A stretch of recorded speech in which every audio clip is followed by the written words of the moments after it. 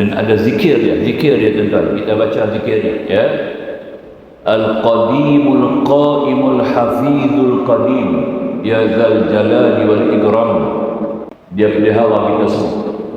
Ya, tuan-tuan nak keluar, nak pergi mana, nak tinggal rumah, kita sebut nama Allah yang tadi ini. Kita keluar rumah, Tuhan pelihara.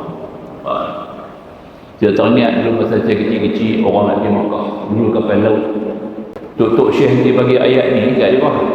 Ni hampa nak pergi Makkah, hampa baca yang ni tau.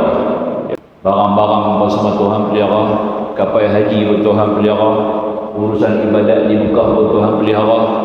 Tok Arab yang nak kawal hampa semua Tuhan jaga. Nampak? Masa dulu tidak ada begitu kesempurnaan kawalan keselamatan macam sekarang dulu ni, ya. Kita duduk dengar gerak Tok Arab buat pelari perempuan kan dulu.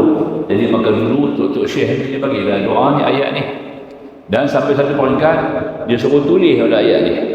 Tulis ayat ni buh dalam kereta orang tak curi. Tulis ayat ni buh di rumah, pencuri tak masuk. Nampak tak? Tu tahap tu lah. Cukup kuat ni, ya. Sekarang ni baru saya dengar dalam YouTube ada keluar je lah. Ulama-ulama Indonesia ada bawa baca. Wazir benda ni dah 60 tahun dulu dah saya dengar perkara ni, ya.